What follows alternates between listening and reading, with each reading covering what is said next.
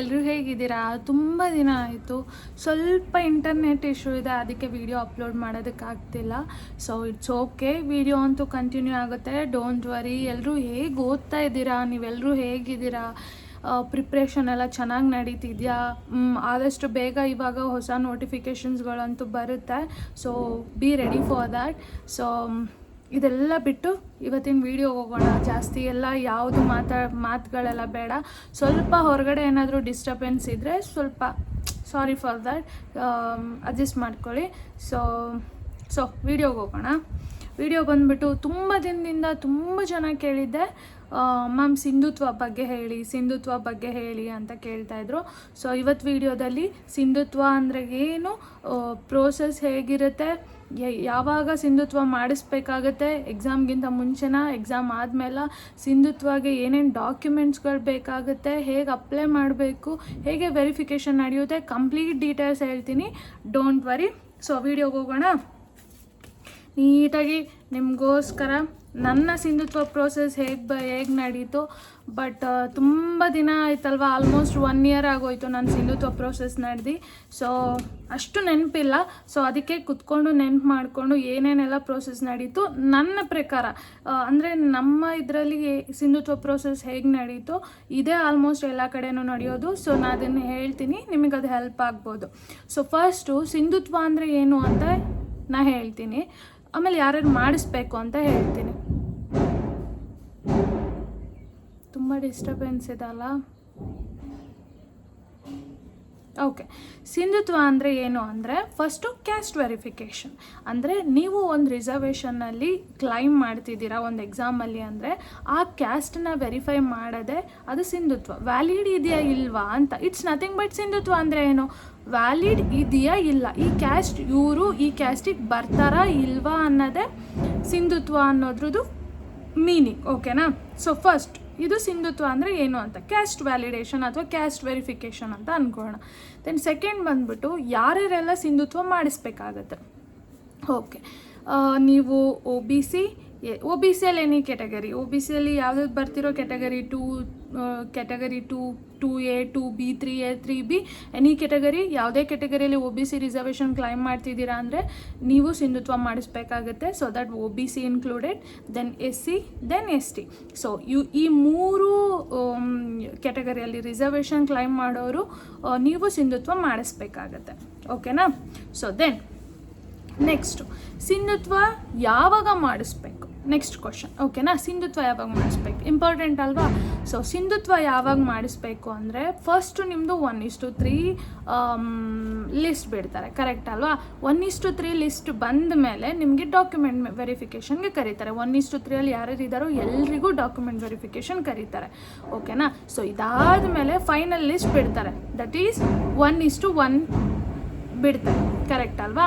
So 1:1 ಆದಮೇಲೆ ನಿಮಗೆ final ಆಗಿ ನಿಮಗೆ ಒರಿಜಿನಲ್ ಡಾಕ್ಯುಮೆಂಟ್ಸ್ಗಳು ಸಬ್ಮಿಟ್ ಮಾಡೋದಕ್ಕೆ ಒಂದಿನ ಕರೀತಾರೆ. ಡಾಕ್ಯುಮೆಂಟ್ ವೆರಿಫಿಕೇಷನಲ್ಲಿ ನೀವು ಒರಿಜಿನಲ್ ಡಾಕ್ಯುಮೆಂಟ್ಸ್ಗಳನ್ನ ಸಬ್ಮಿಟ್ ಮಾಡಲ್ಲ, ಓನ್ಲಿ ನಿಮ್ಮದು ಫೈನಲ್ ಲಿಸ್ಟ್ ಬಂದಮೇಲೆ ಮಾತ್ರ. 1:1 ಬಂದಮೇಲೆ ನಿಮಗೆ ಒಂದಿನ ಕಾಲ್ ಮಾಡ್ತಾರೆ, ನೀವು ಒರಿಜಿನಲ್ ಡಾಕ್ಯುಮೆಂಟ್ಸ್ಗಳನ್ನ ಸಬ್ಮಿಟ್ ಮಾಡಬೇಕು ಅಂತ.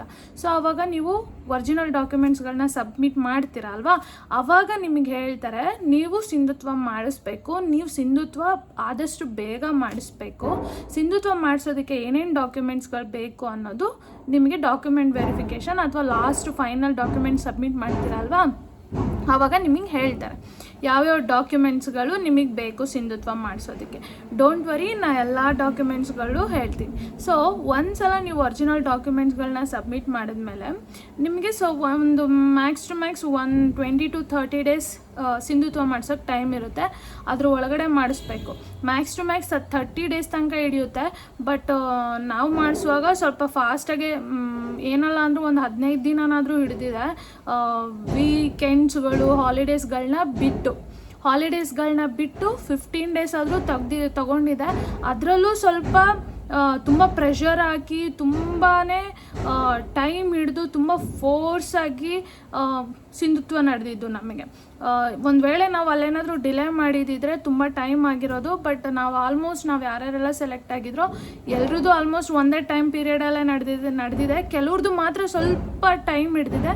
ಮೇ ಬಿ ಡಾಕ್ಯುಮೆಂಟ್ಸ್ ಇಶ್ಯೂಗಳಿಂದ ಸ್ವಲ್ಪ ಟೈಮ್ ಹಿಡ್ದಿರ್ಬೋದು ಅಷ್ಟೇ. ಸೊ ನಿಮ್ಮದು ಫೈನಲ್ ಲಿಸ್ಟ್ ಬಂದಮೇಲೆ ನೀವು ಸಿಂಧುತ್ವ ಮಾಡಿಸ್ಬೇಕಾಗತ್ತೆ. ಓಕೆನಾ? ದೆನ್ ನೆಕ್ಸ್ಟ್ಗೆ ಹೋಗೋಣ. ಇನ್ನೊಂದು ಪಾಯಿಂಟ್ ಏನು ಅಂದರೆ ಇದು mandatory for verification of caste. ಯಾರ್ಯಾರೆಲ್ಲ ಕ್ಯಾಂಡಿಡೇಟ್ಸ್ಗಳು ರಿಸರ್ವೇಷನ್ನ ಕ್ಲೈಮ್ ಮಾಡಿದ್ದೀರೋ ಅವರೆಲ್ಲರಿಗೂ ಇದು ಮ್ಯಾಂಡೇಟ್ರಿ. ಓಕೆನಾ? ನೀವು ಮ್ಯಾಂಡೇಟ್ರಿಯಾಗಿ ಮಾಡಿಸ್ಲೇಬೇಕು. ಓಕೆನಾ? ದೆನ್ ಆಲ್ರೆಡಿ ಹೇಳಿರೋ ಥರ ಇದು ಎಷ್ಟು ಟೈಮ್ ಹಿಡಿಯುತ್ತೆ? ಆಲ್ಮೋಸ್ಟ್ 1 ಮಂತ್ ಟೈಮ್ ಹಿಡಿಯುತ್ತೆ. ಬಟ್ ಕೆಲವೊಂದು ಕಡೆ ಸ್ವಲ್ಪ ಜಾಸ್ತಿನೂ ಟೈಮ್ ಹಿಡಿಬೋದು. ಓಕೆನಾ? ದೆನ್ ಪ್ರೋಸೆಸ್ ಫಸ್ಟ್ ಹೇಳೋಣ. ಪ್ರೋಸೆಸ್ ಆದಮೇಲೆ ನಾನು ಡಾಕ್ಯುಮೆಂಟ್ಸ್ಗಳು ಹೇಳ್ತೀನಿ. ಫಸ್ಟ್ ಬಂದುಬಿಟ್ಟು ನಿಮಗೆ ಯಾವಾಗ ಈ ಥರ ಹೇಳ್ತಾರೋ ನೀವು ಸಿಂಧುತ್ವ ಮಾಡಿಸ್ಬೇಕು ಅಂದಿದ ತಕ್ಷಣ ನೀವು ಅದಾಗಿ ನೆಕ್ಸ್ಟ್ ಡೇನೇ ಹೋಗ್ಬಿಟ್ಟು ಸೇವಾ ಸಿಂಧು ಪೋರ್ಟಲಲ್ಲಿ ಯಾವುದಾದ್ರೂ ಸೈಬರಲ್ಲಿ ಇಲ್ಲ ನೀವು ಫೋನಲ್ಲೂ ಕೂಡ ನಿಮ್ಮ ಲ್ಯಾಪ್ಟಾಪಲ್ಲಿ ಕೂಡ ಅಪ್ಲೈ ಮಾಡ್ಬೋದು. ಸೇವಾ ಸಿಂಧು ಪೋರ್ಟಲಲ್ಲಿ ನೀವು ಸಿಂಧುತ್ವಗೆ ಅಪ್ಲಿಕೇಶನ್ ಹಾಕಬೇಕು. ಅದರಲ್ಲಿ ಕೆಲವೊಂದು ಬೇಸಿಕ್ ಡೀಟೇಲ್ಸ್ಗಳು ಕೇಳುತ್ತೆ. ಬೇಸಿಕ್ ಡೀಟೇಲ್ಸ್ಗಳು ನಿಮ್ಮದು ಆಧಾರ್ ಕಾರ್ಡ್ ನಂಬರು, ನಿಮ್ಮ ನೇಮು, ನಿಮ್ಮ ಅಡ್ರೆಸ್ಸು ಇದೆಲ್ಲ ಕೇಳುತ್ತೆ. ಇದನ್ನೆಲ್ಲ ನೀಟಾಗಿ ಫಿಲ್ ಮಾಡಿಬಿಟ್ಟು ನೀವು ಒಂದು ಅಪ್ಲಿಕೇಶನ್ ಹಾಕಬೇಕು ಸಿಂಧುತ್ವಗೆ. ನಿಮಗೊಂದು ID ಜನ್ರೇಟ್ ಆಗುತ್ತೆ. ಆ IDನ ನೀವು ರೆಗ್ಯುಲರಾಗಿ ಲಾಗಿನ್ ಮಾಡಿ ನಿಮ್ಮದು ಸಿಂಧುತ್ವ ಪ್ರೋಸೆಸ್ ಏನು ನಡೀತಿದೆ ಅನ್ನೋದು ನಿಮಗೆ ಗೊತ್ತಾಗುತ್ತೆ. ಸೊ ಒಂದ್ಸಲ ಅಪ್ಲಿಕೇಶನ್ ಹಾಕಿದ್ಮೇಲೆ ನೀವು ಬಂದ್ಬಿಟ್ಟು ನಿಮಗೆ ಯಾವ ಡಿಪಾರ್ಟ್ಮೆಂಟಿಂದ ಅಥವಾ ಎಲ್ಲಿಂದ ನಿಮಗೆ ಕಾಲ್ ಆಗಿದೆಯೋ, ನಾವೆಲ್ಲ ಇದು ಬಂದ್ಬಿಟ್ಟು ನಮಗೆ ಡಿಸ್ಟ್ರಿಕ್ಟ್ ಅಥಾರಿಟಿಯಿಂದ ಅಲ್ವಾ ನಾವು ಸೆಲೆಕ್ಟ್ ಆಗಿದ್ದು. ಸೊ ನಾವು ಬಂದ್ಬಿಟ್ಟು ನಾರ್ಮಲಾಗಿ ಡಿಸ್ಟ್ರಿಕ್ಟ್ ಆಫೀಸ್ಗೆ ನಮ್ದು ಏನಿದೆಯೋ DC ಆಫೀಸ್ ಇದೆ ಅಲ್ವಾ, ಸೊ ಅಲ್ಲಿಗೆ ಬಂದುಬಿಟ್ಟು ನಾವು ನಮ್ಮ ಡಾಕ್ಯುಮೆಂಟ್ಸ್ಗಳನ್ನ ಫಸ್ಟು ಸಬ್ಮಿಟ್ ಮಾಡಿದ್ವಿ. ಅಪ್ಲಿಕೇಶನ್ ಹಾಕಿದ್ಮೇಲೆ ನೆಕ್ಸ್ಟ್ ಬಂದುಬಿಟ್ಟು ಅವ್ರು ಹೇಳಿರೋ ಅಂಥ ಡಾಕ್ಯುಮೆಂಟ್ಸ್ಗಳನ್ನ ಅಷ್ಟು ತೊಗೊಂಡೋಗಿ ಸಬ್ಮಿಟ್ ಮಾಡ್ತೀವಿ. ಎಲ್ಲಿ? ನಮ್ಮ ಡಿಸ್ಟ್ರಿಕ್ಟ್ ಆಫೀಸ್ಗಳಲ್ಲಿ. ಓಕೆನಾ? ಇದೇ ಥರನೇ ಒಂದು ವೇಳೆ ನೀವು ಆ ಡಿಪಾರ್ಟ್ಮೆಂಟ್ ಡಿಫ್ರೆಂಟ್ ಆಫ್ ಡಿಪಾರ್ಟ್ಮೆಂಟಿಂದ ನೀವು ಸೆಲೆಕ್ಟ್ ಆಗಿರ್ಬೋದು. ಮೇ ಬಿ ಅಗ್ರಿಕಲ್ಚರ್ ಡಿಪಾರ್ಟ್ಮೆಂಟ್ ಅಥವಾ ಫಿಶರೀಸ್ ಆಗಿರ್ಬೋದು, ಫಾರೆಸ್ಟ್ ಡಿಪಾರ್ಟ್ಮೆಂಟ್, ಯಾವುದೇ ಡಿಪಾರ್ಟ್ಮೆಂಟ್ ಆದರೂ ನಿಮ್ಮದು ಸೆಂಟ್ರಲ್ ಒಂದು ಡಿಪಾರ್ಟ್ಮೆಂಟ್ ಅಥಾರಿಟಿ ಇರುತ್ತಲ್ವಾ, ನೀವು ಅಲ್ಲಿ ಹೋಗ್ಬಿಟ್ಟು ನಿಮ್ಮದು ಅಪ್ಲಿಕೇಶನ್ ಹಾಕಿದ್ಮೇಲೆ ನಿಮ್ಮ ಡಾಕ್ಯುಮೆಂಟ್ಸ್ಗಳನ್ನ ಸಬ್ಮಿಟ್ ಮಾಡಬೇಕು. ಓಕೆ, ಡಾಕ್ಯುಮೆಂಟ್ಸ್ಗಳನ್ನ ಸಬ್ಮಿಟ್ ಮಾಡಿದ್ಮೇಲೆ ನೀವೇನು ಮಾಡಬೇಕು ನೆಕ್ಸ್ಟು ಅಂದರೆ ಆ ಡಾಕ್ಯುಮೆಂಟ್ಸ್ಗಳನ್ನ ನಿಮ್ಮ ತಾಲೂಕುಗಳಿಗೆ ಕಳಿಸ್ಕೊಡ್ತಾರೆ ವೆರಿಫೈ ಮಾಡೋದಕ್ಕೆ. ಓಕೆನಾ? ಅಂದರೆ ನಿಮ್ಮ ತಾಲೂಕುಗಳಿಗೆ ಹೋಗುತ್ತೆ ನಿಮ್ಮ ಡಾಕ್ಯುಮೆಂಟ್ಸ್ಗಳು. ಡಿಸ್ಟಿಕ್ಕಿಂದ ನಿಮ್ಮ ತಾಲೂಕಿಗೆ ಹೋಗುತ್ತೆ, ಪೊಲೀಸ್ ಸ್ಟೇಷನ್ಗೆ, ಆಮೇಲೆ ರೆವಿನ್ಯೂ ಡಿಪಾರ್ಟ್ಮೆಂಟಿಂದ VAಗೆ ಕೂಡ ಅಥಾರಿಟಿ ಇರುತ್ತೆ ಸಿಂಧುತ್ವ. VAದು ಸೈನ್ ತುಂಬ ಇಂಪಾರ್ಟೆಂಟ್ ಆಗುತ್ತೆ ಸಿಂಧುತ್ವನ ಇಶ್ಯೂ ಮಾಡೋದಕ್ಕೆ. ಓಕೆನಾ? ಸೊ ಏನಾಯಿತು, ಡಿಸ್ಟಿಕ್ಕಿಂದ ತಾಲೂಕಿಗೆ ಡಾಕ್ಯುಮೆಂಟ್ಸ್ಗಳನ್ನ ಕಳಿಸ್ಕೊಡ್ತಾರೆ ವೆರಿಫೈ ಮಾಡೋದಕ್ಕೆ. ಸೊ ದಟ್ ಫಸ್ಟು ನಿಮಗೆ ಪೊಲೀಸ್ ವೆರಿಫಿಕೇಷನ್ ಬರ್ತಾರೆ, ಆಮೇಲೆ ನಿಮ್ಮ ಮನೆ ವೆರಿಫೈ ಮಾಡ್ತಾರೆ, ಸುತ್ತಮುತ್ತ ಜನಗಳನ್ನ ವೆರಿಫೈ ಮಾಡ್ತಾರೆ. ಈ ಪರ್ಸನ್ ಇಲ್ಲಿಯವರೇನಾ, ಇವರು ಇಲ್ಲಿ ಇದ್ದೆ, ಇವ್ರ ಮಕ್ಕಳೇನಾ ಅಂತೆಲ್ಲ ವೆರಿಫೈ ಮಾಡ್ತಾರೆ. ಸ್ಪಾಟಲ್ಲಿ ಬಂದುಬಿಟ್ಟು ಎಲ್ಲ ವೆರಿಫೈ ಮಾಡಿ ಎಲ್ಲ ಕರೆಕ್ಟ್ ಆಗಿದ್ರೆ ನಿಮಗೆ ಫಸ್ಟು ಪೊಲೀಸ್ ವೆರಿಫಿಕೇಷನ್ ಮಾಡಾದ್ಮೇಲೆ ಅವ್ರು ಓಕೆ ಕೊಡ್ತಾರೆ. ಆಮೇಲೆ ನಿಮಗೆ VA ಕೂಡ ಬಂದುಬಿಟ್ಟು ಒಂದು ಸಲ ನಿಮ್ಮ ಸುತ್ತಮುತ್ತ ನೋಡಿ ಇದೆಲ್ಲ ನೋಡಿ ಒಂದು ಸಲ ವೆರಿಫೈ ಮಾಡ್ತಾರೆ.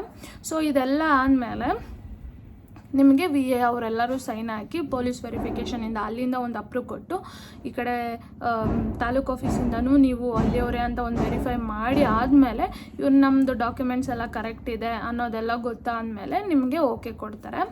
ಓಕೆನಾ? ಸೊ ನೀವೆಲ್ಲ ಡಾಕ್ಯುಮೆಂಟ್ಸ್ಗಳು ರೆಡಿ ಇಟ್ಕೊಬೇಕಾಗತ್ತೆ. ಸೊ ಫಸ್ಟು ಇನ್ವೆಸ್ಟಿಗೇಷನ್ ಅಂತೂ ನಡೆಯುತ್ತೆ. ಅಂದರೆ ಈ ಪರ್ಸನ್ ಇದೇ ಕ್ಯಾಸ್ಟಾ, ಈ ಕ್ಯಾಸ್ಟ್ ಆಗಿದ್ದರೆ ಇವರ ತಂದೆಯಿಂದನೂ ಇವರು ಅದೇ ಕ್ಯಾಸ್ಟಲ್ಲೇ ಇದ್ದವರ, ಅದೆಲ್ಲ ನೋಡ್ತಾರೆ ಅವರು. ಸುತ್ತಮುತ್ತ ಕೇಳ್ತಾರೆ ಎಷ್ಟು ವರ್ಷದಿಂದ ಬಂದು ಇವ್ರು ಇಲ್ಲಿದ್ದಾರೆ ಅಥವಾ ಪರ್ಮನೆಂಟಾಗಿ ಇವ್ರು ಇಲ್ಲಿಯವರೇನಾ. ಎಲ್ಲ ವೆರಿಫಿಕೇಷನ್ ಆದಮೇಲೆ ಆ ಮಧ್ಯದಲ್ಲಿ ನಮಗೆ ಆ ಡಾಕ್ಯುಮೆಂಟ್ಸ್ಗಳನ್ನ ತೊಗೊಂಬಂದು ಕೊಡಿ, ಈ ಡಾಕ್ಯುಮೆಂಟ್ಸ್ ಇಲ್ಲ, ಅದು ಕೊಡಿ, ಇದು ಕೊಡಿ ಅಂತ ಹೇಳಿ ಒಂದು 20-30 ಡಾಕ್ಯುಮೆಂಟ್ಸ್ಗಳಾದರೂ ನೀವು ಕೊಡಬೇಕಾಗುತ್ತೆ. ಅದಕ್ಕೆಲ್ಲ ರೆಡಿ ಇರಿ. ಓಕೆನಾ? ಸೊ ಇವಾಗ ನಿಮಗೆ ಎಲ್ಲ ಕಡೆಯಿಂದನೂ ಪೊಲೀಸ್ ವೆರಿಫಿಕೇಷನ್ ಸಕ್ಸಸ್ ಆಯಿತು, ಈ ಕಡೆ VAನೂ ಅಪ್ರೂವಲ್ ಕೊಟ್ಟರು ಅಂದಮೇಲೆ ನಿಮಗೆ ಸಿಂಧುತ್ವ ಪ್ರೋಸೆಸ್ ನಡೆಯುತ್ತೆ. ಓಕೆನಾ? ಸೊ ಇದಾದಮೇಲೆ ನಿಮಗೆ ಬೇಕಿದ್ರೆ ನಾನು ಇದ್ರದ್ದೊಂದು ಫೋಟೋ ತೆಗ್ದು ನಾನು ಟೆಲಿಗ್ರಾಮ್ ಚಾನಲಲ್ಲಿ ಹಾಕ್ತೀನಿ, ಡೋಂಟ್ ವರಿ. ಸೊ ಏನೇನು ಬೇಕು ಅಂತ ಹೇಳ್ತೀನಿ, ಕೇಳಿಸ್ಕೊಳ್ಳಿ. ಸಿಂಧುತ್ವ ಪ್ರಮಾಣ ಪತ್ರದ ಅರ್ಜಿ ನಿಗದಿತ ನಮೂನೆಯಲ್ಲಿ ಭರ್ತಿ ಮಾಡಿ ಸಲ್ಲಿಸುವುದು. ಆಲ್ರೆಡಿ ಹೇಳಿದ್ದೀನಿ, ಅಪ್ಲಿಕೇಶನ್ ಸೇವಾ ಸಿಂಧು ಪೋರ್ಟಲಲ್ಲಿ ಅಪ್ಲಿಕೇಶನ್ ನೀವು ಹಾಕಬೇಕು. ದೆನ್ ಅಭ್ಯರ್ಥಿಯು ನೇಮಕಾತಿ ಪ್ರಾಧಿಕಾರಕ್ಕೆ ಸಲ್ಲಿಸಿದ ಜಾತಿ ಆದಾಯ ಪ್ರಮಾಣ ಪತ್ರದ ಮೂಲ ಪ್ರತಿ ಅಂದರೆ original caste and income certificate, ಓಕೆನಾ. ದೆನ್ ನೆಕ್ಸ್ಟ್ ನೆನ್ಪಿಟ್ಕೊಳ್ಳಿ, ಅಭ್ಯರ್ಥಿಯ 1ನೇ ತರಗತಿ ಶಾಲಾ ದಾಖಲಾತಿ ನಕಲು ಪ್ರಮಾಣ ಪತ್ರ. Very very important. ನಿಮ್ಮದು ಫಸ್ಟ್ ಸ್ಟ್ಯಾಂಡರ್ಡ್ದು ಶಾಲಾ ದಾಖಲಾತಿ ವೆರಿ ಇಂಪಾರ್ಟೆಂಟ್. ಆ್ಯಕ್ಚುಲಿ ನಾನು ಮಾಡಿಸುವಾಗ ನಂದು, ನನ್ನ ತಮ್ಮ ತಂಗಿ ಅಥವಾ ನನ್ನ ಸಿಬ್ಲಿಂಗ್ಸ್ ಯಾರಾದರೂ ಇದ್ರೆ ಅವ್ರದ್ದು, ನನ್ನ ತಂದೆದು, ದೆನ್ ಅದಾದಮೇಲೆ ನಮ್ಮ ದೊಡ್ಡಪ್ಪ ಚಿಕ್ಕಪ್ಪ ಅವ್ರು ಯಾರಾದರೂ, ನನ್ನ ತಂದೆಗೆ ತಮ್ಮಂದರು ಅಣ್ಣಂದ್ರು ಇರ್ತಾರಲ್ಲ ಅವ್ರದ್ದು ಕೂಡ 1ನೇ ಕ್ಲಾಸ್ದು ದಾಖಲಾತಿ ಕೇಳಿದರು, ಓಕೆನಾ. ಯಾವುದೇ ಹೆಣ್ಮಕ್ಳದ್ದು ಕೇಳಲ್ಲ, ಗಂಡು ಮಕ್ಳದ್ದು ಮಾತ್ರ ಕೇಳ್ತಾರೆ ಶಾಲಾ ದಾಖಲಾತಿ, ಓಕೆನಾ. ನೆನ್ಪಿಟ್ಕೊಳ್ಳಿ, 1ನೇ ಕ್ಲಾಸ್ದು ನಿಮ್ಮದಿದ್ದರೆ ತೆಗೆಸ್ಕೊಳ್ಳಿ. ನಿಮ್ಮ ತಂದೆಯವ್ರದ್ದು ಬೇಕಾಗುತ್ತೆ. ನಿಮ್ಮ ತಂದೆಯವರು ಓದಿಲ್ಲ ಅಂದರೆ ಅವರ ಅಣ್ಣ ತಮ್ಮಂದ್ರೆ ಯಾರಾದರೂ ಓದಿದಾರಾ ನೋಡಿಬಿಟ್ಟು ಇದು ಮಾಡ್ತಾರೆ. ಇಲ್ಲಾಂದರೆ ಯಾರೂ ಓದಿಲ್ಲ ಜನ್ರೇಷನಲ್ಲಿ ಅಂದರೆ ಇಟ್ಸ್ ಓಕೆ, ಅದಕ್ಕೆ ಆಲ್ಟರ್ನೇಟಿವ್ ಆಗಿ ಏನಾದರೂ ಹೇಳ್ತಾರೆ, ಓಕೆನಾ. ದೆನ್ ಅಭ್ಯರ್ಥಿಯ ತಂದೆಯ ಜಾತಿ ಅಥವಾ ಆದಾಯ ಪ್ರಮಾಣದ ಮೂಲ ಪ್ರತಿ ಅಂದರೆ ನಿಮ್ಮ ತಂದೆಯ caste and income certificate very important ಆಗುತ್ತೆ. ಇದು ನಾನು OBC SC ST ಮೂರು ಕ್ಯಾಟಗರಿ ಬರೋವರೆಗೂ ಹೇಳ್ತಿದ್ದೀನಿ, ನೆನ್ಪಿಟ್ಕೊಳ್ಳಿ, ಓಕೆನಾ. ಸೊ ಫಸ್ಟು ಬಂದುಬಿಟ್ಟು ಅಪ್ಲಿಕೇಶನ್ನು, ನಿಮ್ಮದು ಕ್ಯಾಸ್ಟ್ ಆ್ಯಂಡ್ ಇನ್ಕಮ್ ಸರ್ಟಿಫಿಕೇಟು, ನಿಮ್ಮ ತಂದೆದು ಕ್ಯಾಸ್ಟ್ ಆ್ಯಂಡ್ ಇನ್ಕಮ್ ಸರ್ಟಿಫಿಕೇಟು. ಒಂದೊಂದು ಸಲ ಅವ್ರು ಏನು ಮಾಡ್ತಾರೆ ಅಂದರೆ ನಿಮ್ಮ ತಂದೆಯ ಅಣ್ಣ ತಮ್ಮಂದ್ರೆ ಯಾರ್ದಾದ್ರೂ ಇದ್ದರೆ ಅವ್ರದ್ದು ಕೂಡ ಕ್ಯಾಸ್ಟ್ ಆ್ಯಂಡ್ ಸರ್ಟಿಫಿಕೇಟ್ ಸಬ್ಮಿಟ್ ಮಾಡೋಕ್ಕೆ ಹೇಳ್ತಾರೆ. ದೆನ್ ನಿಮ್ಮದು ಶಾಲಾ ದಾಖಲಾತಿ 1ನೇ ತರಗತಿದು, ನಿಮ್ಮ ಅಣ್ಣ ತಮ್ಮಂದ್ರೆ ಯಾರ್ದಾದ್ರೂ ಇದ್ದರೆ ಅವ್ರದ್ದು 1ನೇ ಕ್ಲಾಸ್ದು ಶಾಲಾ ದಾಖಲಾತಿ. ದೆನ್ ಅದಾದಮೇಲೆ ನಿಮ್ಮ ತಂದೆದು ಶಾಲಾ ದಾಖಲಾತಿ 1ನೇ ಕ್ಲಾಸ್ದೇ ಬೇಕು, ಬೇರೆ ಯಾವ ಕ್ಲಾಸ್ದು ಆಗಲ್ಲ. ಅದಾದಮೇಲೆ ನಿಮ್ಮ ತಂದೆಯ ಅಂದರೆ ನಿಮ್ಮ ಚಿಕ್ಕಪ್ಪ ದೊಡ್ಡಪ್ಪ ಯಾರಾದರೂ ಇದ್ದರೆ ಅವ್ರದ್ದು ಶಾಲಾ ದಾಖಲಾತಿ, ಓಕೆನಾ. ದೆನ್ ಪಡಿತರ ಚೀಟಿ, ಇದು ಇಂಪಾರ್ಟೆಂಟು. ರೇಷನ್ ಕಾರ್ಡು, ಓಕೆನಾ. ಅಂದರೆ ನೀವು ಎಷ್ಟು ವರ್ಷದಿಂದ ಆ ಜಾಗದಲ್ಲಿ ಇದ್ದೀರಾ ಅನ್ನೋದಕ್ಕೆ ವಾಸ ದೃಢೀಕರಣ ಥರ ಅದು ಮಾಡೋದಕ್ಕೆ ರೇಷನ್ ಕಾರ್ಡ್ ಕೇಳ್ತಾರೆ. ಒಂದು ವೇಳೆ ನೀವು ರೇಷನ್ ಕಾರ್ಡ್ ಇಲ್ಲ ಅಂದರೆ ಓಕೆನೆ, ಪ್ರಾಬ್ಲಮ್ ಏನಿಲ್ಲ. ಕೆಲವೊಂದು ಕಡೆ ರೇಷನ್ ಕಾರ್ಡ್ ಇಲ್ದಿರೋರು ಇದ್ದಾರೆ.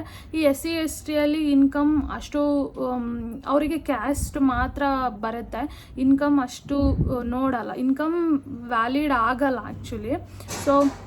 ಸೊ ರೇಷನ್ ಕಾರ್ಡ್ ಬೇಕಾಗುತ್ತೆ. ಬಟ್ OBC ಆಗಿದ್ದರೆ ನಿಮ್ಮದು ಇನ್ಕಮ್ ಪ್ಲಸ್ ಕ್ಯಾಸ್ಟ್ ಎರಡೂ ಇಂಪಾರ್ಟೆಂಟ್ ಆಗುತ್ತೆ. ಯಾಕೆಂದರೆ ನಿಮ್ಮ ರಿಸರ್ವೇಷನ್ನೇ ಬಂದುಬಿಟ್ಟು ನಿಮಗೆ ಇನ್ಕಮ್ ಬೇಸ್ಡ್ ಮೇಲೆ ಆಗಿರೋದ್ರಿಂದ ವೆರಿ ಇಂಪಾರ್ಟೆಂಟ್ ಆಗುತ್ತೆ. ಸೊ ನಿಮ್ಮದು ರೇಷನ್ ಕಾರ್ಡ್ ಕೂಡ ವೆರಿ ಇಂಪಾರ್ಟೆಂಟ್ ಆಗುತ್ತೆ. ಅಭ್ಯರ್ಥಿಯ ಆಧಾರ್ ಕಾರ್ಡ್ ಜೆರಾಕ್ಸ್ ಪ್ರತಿ, ನಿಮ್ಮದು ಆಧಾರ್ ಕಾರ್ಡು. ದೆನ್ ನೆಕ್ಸ್ಟ್ ಹೇಳ್ತಿರೋದು, ಇದು SC ST ಅವರಿಗೆ ಅಪ್ಲೈ ಆಗಲ್ಲ. ತಹಶೀಲ್ದಾರ್ರಿಂದ ಪಡೆದ ಭೂ ಹಿಡುವಳಿ ಪ್ರಮಾಣ ಪತ್ರದ ಪ್ರತಿ, ಓಕೆನಾ. ನೀವೇನಾದರೂ ಲ್ಯಾಂಡ್ ಹೋಲ್ಡಿಂಗ್ಸ್ ಹಿಡ್ದಿದ್ರೆ ಅಂದರೆ ನಿಮ್ಮ ಹೆಸರಲ್ಲಿ ಎಷ್ಟು ಜಮೀನಿದೆ ಅನ್ನೋದೇನಾದರೂ ಇದ್ದರೆ ಅದನ್ನು ನೀವು ತಹಶೀಲ್ದಾರಿಂದ ಒಂದು ಲ್ಯಾಂಡ್ ಹೋಲ್ಡಿಂಗ್ಸ್ ಒಂದು ಏನಂತಾರೆ ಒಂದು ಪ್ರತಿ ಅಂತ ಸಿಗುತ್ತೆ, ಅದನ್ನು ತೊಗೊಬೇಕಾಗತ್ತೆ. ಇದು SC ST ಅವ್ರಿಗೇನು ಬೇಕಾಗಲ್ಲ, OBC ಆದರೆ ಕೇಳ್ತಾರೆ. ದೆನ್ ನೆಕ್ಸ್ಟ್ ಹೇಳೋದು ಕೂಡ OBC ಅವ್ರಿಗೆ ಬೇಕಾಗುತ್ತೆ, SC ST ಅವ್ರಿಗೇನು ಕೇಳಲ್ಲ. ತಹಶೀಲ್ದಾರರಿಂದ ಪಡೆದ ಕುಟುಂಬದ ಎಲ್ಲ ಸದಸ್ಯರ ಹೆಸರಿನಲ್ಲಿರುವ ಜಮೀನಿನ ವಿವರಗಳನ್ನು ಒಳಗೊಂಡ ಪಾಣಿ ಅಂದರೆ RTC ಪಟ್ಟ ನಕಲು. ಜಮೀನು ಇಲ್ದಿದ್ರೆ ಜಮೀನಿಲ್ಲ ಅಂತ ಹೇಳಿ ಒಂದು ದೃಢೀಕರಣ ಪತ್ರ ಬರುತ್ತೆ, ಅದನ್ನು ಅಪ್ಲೈ ಮಾಡಬೇಕಾಗುತ್ತೆ. ನನಗೆ ಯಾವುದೇ ಥರ ಜಮೀನಿಲ್ಲ ಅಂತ ಹೇಳಿ ಒಂದು ದೃಢೀಕರಣ ಪತ್ರ ಬರುತ್ತೆ, ಅದನ್ನು ತೊಗೊಬೋದು. ಒಂದು ವೇಳೆ ನಿಮ್ಮ ಹತ್ರ ಜಮೀನಿದ್ರೆ ನಿಮ್ಮದು RTC ಆಮೇಲೆ ಪಾಣಿನ ಸಬ್ಮಿಟ್ ಪಾಣಿ ಮತ್ತು ಪಟ್ಟನ ಸಬ್ಮಿಟ್ ಮಾಡಬೇಕಾಗುತ್ತೆ, ಓಕೆನಾ. ಇದು OBCಗೆ ಅಪ್ಲೈ ಆಗೋದು. ದೆನ್ ನೌಕರಿಯಲ್ಲಿದ್ದರೆ ಅಂದರೆ ಯಾರಾದರೂ ನಿಮ್ಮ ಮನೆಯಲ್ಲಿ ವರ್ಕಲ್ಲಿದ್ದರೆ ಅಥವಾ ಏನಾದರೂ ಟ್ರೇಡ್ ಮಾಡ್ತಿದ್ರೆ ಇಲ್ಲ ಬಿಸ್ನೆಸ್ ಮಾಡ್ತಿದ್ರೆ, ಒಂದು ವೇಳೆ ನೀವು ಇನ್ಕಮ್ ಟ್ಯಾಕ್ಸ್ ಕಟ್ತಿದ್ರೆ, ನೀವು ಇನ್ಕಮ್ ಟ್ಯಾಕ್ಸ್ ಕಟ್ಟಿರೋದಕ್ಕೆ ಒಂದು ಪ್ರೂಫ್ ಕೊಡಬೇಕಾಗತ್ತೆ. ಇನ್ಕಮ್ ಟ್ಯಾಕ್ಸ್ ಕಟ್ಟಿದ್ರೆ ನಿಮಗೆ ಒಂದು ರೆಸಿಪ್ಟ್ ಇದ್ದೇ ಇರುತ್ತೆ. ಒಂದು ವೇಳೆ ನೀವು ಯಾವುದೇ ಥರ ಇನ್ಕಮ್ ಟ್ಯಾಕ್ಸ್ ಕಟ್ತಿಲ್ಲ ಅಂದರೆ ಸಂಬಂಧಪಟ್ಟ ಅಧಿಕಾರಿಯಿಂದ ನಾವು ಯಾವ ಥರ ಟ್ಯಾಕ್ಸು ಕಟ್ತಿಲ್ಲ ಅಂತ ಹೇಳಿ ಒಂದು ಪ್ರತಿನ ತೊಗೊಂಬರ್ಬೇಕಾಗತ್ತೆ. ನಾವು ಯಾವುದೇ ಥರ ಇನ್ಕಮ್ ಟ್ಯಾಕ್ಸ್ ಕಟ್ತಿಲ್ಲ ಅನ್ನೋದಕ್ಕೆ ಒಂದು ದೃಢೀಕರಣ ಪತ್ರ ಬರುತ್ತೆ. ನಾವು ಆದಾಯ ತೆರಿಗೆ ಯಾವುದೇ ತರಹ ತೆರಿಗೆಗಳನ್ನ ಕಟ್ಟುತ್ತಿಲ್ಲ ಅನ್ನೋದಕ್ಕೆ ಒಂದು ಪ್ರಮಾಣ ಪತ್ರ ಬೇಕಾಗುತ್ತೆ. ದೆನ್ ವಂಶವೃಕ್ಷ ವೆರಿ ಇಂಪಾರ್ಟೆಂಟ್, 3 ಜನರೇಷನ್ದು ಬೇಕೇ ಬೇಕಾಗುತ್ತೆ. ವಂಶವೃಕ್ಷ ಹೆಂಗೆ ಅಪ್ಲೈ ಮಾಡಬೇಕು ಅಂತಲೂ ಹೇಳ್ತೀನಿ, ಅದೆಲ್ಲದನ್ನು ಒಂದೊಂದೇ ಹೇಳ್ತೀನಿ. ಇವಾಗ ಸದ್ಯಕ್ಕೆ ನಾವು ಯಾವ್ಯಾವ ಡಾಕ್ಯುಮೆಂಟ್ಸ್ ಅಂತ ಹೇಳ್ತಿದ್ದೀನಲ್ವಾ, ಸೊ ಅದನ್ನು ನೋಡ್ಕೊಳ್ಳಿ. ಸೊ 3 ಜನರೇಷನ್ ತೆಗಿಸ್ಬೇಕಾಗತ್ತೆ, ಅಂದರೆ 3 ಜನರೇಷನ್ದು ಅದರಲ್ಲಿ ಇರಬೇಕು. ಓಕೆನಾ? ವಂಶವೃಕ್ಷ ಫ್ಯಾಮಿಲಿ ಟ್ರೀ. ದೆನ್ 100 ರೂಪಾಯಿ ಚಾಪಾ ಕಾಗದದಲ್ಲಿ ನಿಗದಿತ ನಾವು ಒಂದು ಅಫಿಡವಿಟ್ ಒಂದು ಮಾಡಿಸ್ಬೇಕು. 100 ರೂಪಾಯಿದು ಬಾಂಡ್ ಪೇಪರ್ ಬರುತ್ತೆ, ಅದರಲ್ಲಿ ನಿಮ್ಮ ಹೆಸರಲ್ಲಿ, ಅಂದರೆ ಯಾರು ಕ್ಯಾಂಡಿಡೇಟ್ ಸೆಲೆಕ್ಟ್ ಆಗಿರ್ತಾರಲ್ವ ಅವ್ರ ಹೆಸರಲ್ಲಿ ಒಂದು ಬಾಂಡ್ ಪೇಪರ್ ತೆಗೆಸ್ಕೊಬೇಕು. ಅದೇನು ನಿಮ್ಮ ತಾಲೂಕು ಆಫೀಸ್ ಹತ್ರ ಹೋದರೆ ನಿಮಗೆ ನಾರ್ಮಲಿ ಹೊರಗಡೆ ನೋಟ್ರಿ ಮಾಡೋರು ಆಫೀಸ್ಗಳಿರುತ್ತೆ, ಅಲ್ಲಿ ಹೋಗ್ಬಿಟ್ಟು 100 ರೂಪಾಯಿದು ಬಾಂಡ್ ಪೇಪರಲ್ಲಿ ಈ ಥರ ಸಿಂಧುತ್ವ ಮಾಡ್ಸೋಕ್ಕೆ ಅಂತ ಹೇಳಿದ್ರೆ ಒಂದು ಅಫಿಡವಿಟ್ ಮಾಡಿಕೊಡ್ತಾರೆ, ಲಾಯರ್ ಹತ್ರ ಸೈನ್ ಹಾಕ್ಸಿ ಒಂದು ಮಾಡಿಕೊಡ್ತಾರೆ. ದೆನ್ ಪಾಸ್ಪೋರ್ಟ್ ಸೈಜ್ ಫೋಟೋ ಬೇಕು. ದೆನ್ ನೀವು ಅಪ್ಲಿಕೇಶನ್ ಹಾಕಿದ್ರಿ ಅಲ್ವಾ, ಅದ್ರದ್ದೊಂದು ಪ್ರತಿ ಬೇಕು, ನೆನಪಿಟ್ಕೊಳ್ಳಿ. ಆಮೇಲೆ ಇದೆಲ್ಲದನ್ನು ಸಬ್ಮಿಟ್ ಮಾಡಿ, ಇದೆಲ್ಲ ಡಾಕ್ಯುಮೆಂಟ್ಸ್ ಇದೆಯಲ್ಲ, ಇದೆಲ್ಲರದ್ದು 2 ಸೆಟ್ ಜೆರಾಕ್ಸ್ ತೊಗೊಬೇಕು. ಓಕೆನಾ? ಇವಾಗ ನಾನು ಏನೇನು ಹೇಳಿದ್ನೋ ಇದಿಷ್ಟು 2 ಸೆಟ್ ಜೆರಾಕ್ಸ್ ಅಂತೂ ಇರಲೇಬೇಕು. ಸೊ ಇದಿಷ್ಟು ಬಂದುಬಿಟ್ಟು ನಿಮ್ಮ ಸಿಂಧುತ್ವ ಮಾಡಿಸೋದಕ್ಕೆ ಇರೋ ಅಂತಹ ಡಾಕ್ಯುಮೆಂಟ್ಸ್ಗಳು. ನಾನು ಇದರಲ್ಲಿರೋ ಅಷ್ಟೇ ಡಾಕ್ಯುಮೆಂಟ್ಸ್ಗಳು ಕೇಳೋದು, ಇದಕ್ಕಿಂತ ಹೊರಗಡೆ ಯಾವ ಡಾಕ್ಯುಮೆಂಟ್ಸ್ಗಳು ಕೇಳಲ್ಲ. ಕೇಳಿದ್ರೆ ಸಬ್ಮಿಟ್ ಮಾಡಿ. ಸೊ ಇದು ಸಿಂಧುತ್ವ. ಸೊ ಇದಿಷ್ಟು ಡಾಕ್ಯುಮೆಂಟ್ಸ್ಗಳನ್ನ ಸಬ್ಮಿಟ್ ಮಾಡಾದಮೇಲೆ ಎಲ್ಲನೂ ವೆರಿಫೈ ಆಗಿ, ಓಕೆ ನೀವು ವ್ಯಾಲಿಡ್ ಇದೇ ಕ್ಯಾಸ್ಟಿಗೆ ಬರೋರು, ಇವರ ತಂದೆಯವರು ಇದೇ ಕ್ಯಾಸ್ಟು, ಇವರ ತಾತನೂ ಇದೇ ಕ್ಯಾಸ್ಟೇ ಬಂದಿರೋದು ಅಂತ ಹೇಳಿ ವೆರಿಫೈ ಆದಮೇಲೆ ನಿಮ್ಮದು ಸಿಂಧುತ್ವ ಸಕ್ಸಸ್ಫುಲ್ ಆಗುತ್ತೆ. ಬಟ್ ಈ ಪ್ರೋಸೆಸ್ ಇದೆಯಲ್ಲ ಸಿಂಧುತ್ವ, ಇದು ನಾರ್ಮಲಿ ಮಿನಿಮಮ್ ಅಂದರೆ 15 to 20 ಡೇಸ್ ತಗೊಂಡೇ ತಗೊಳ್ಳೋದು. 20 ಡೇಸ್ ಅಂತೂ ಮಿನಿಮಮ್ ಬೇಕೇ ಬೇಕು. ಫಾಸ್ಟಾಗಿ ಆಗೋವಂಥ ಪ್ರೋಸೆಸ್ ಅಲ್ಲ. ನಿಮಗೆ ನಿಮ್ಮ ಡಿಪಾರ್ಟ್ಮೆಂಟಿಂದನೂ ಸ್ವಲ್ಪ ಪ್ರೆಷರ್ ಇರುತ್ತೆ, ಬೇಗ ಸಿಂಧುತ್ವ ಮಾಡಿಸಿ ಅನ್ನೋದು.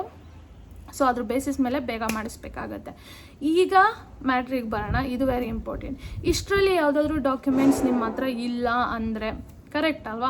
ಒಂದು ವೇಳೆ ಇಲ್ಲ ಅಂದರೆ ಇಟ್ಸ್ ಓಕೆ, ಬಟ್ ನೀವು ಅದನ್ನು ಪ್ರೂವ್ ಮಾಡಬೇಕಾಗತ್ತೆ. ಆ್ಯಕ್ಚುಲಿ ನೀವು ಪ್ರೂವ್ ಮಾಡಲೇಬೇಕು. ನಿಮ್ಮ ಹತ್ರ ಆ ಡಾಕ್ಯುಮೆಂಟ್ಸ್ ಇಲ್ಲ ಅಂದರೂ ಕೂಡ ನೀವು ಪ್ರೂವ್ ಮಾಡಬೇಕು, ನೀವು ಅದೇ ಕ್ಯಾಸ್ಟಿಗೆ ಬರೋರು. ಆ್ಯಕ್ಚುಲಿ ಕೆಲವೊಂದು ಸಿಚುವೇಶನ್ಸ್ ಬರುತ್ತೆ, ನೀವು ಒಂದು ಕ್ಯಾಸ್ಟಿಗೆ ಬರ್ತೀರಾ, ಬಟ್ ನೀವು ಆ ಊರಲ್ಲಿರಲ್ಲ, ಊರಿಂದ ಬೇರೆ ಎಲ್ಲಿಗೋ ಹೋಗಿರ್ತೀರಾ, ಇಲ್ಲ ಅಂದರೆ ಈ ಥರ ಎಲ್ಲ ಸಿಚುವೇಶನ್ಸ್ಗಳು ಆಗಿರುತ್ತೆ.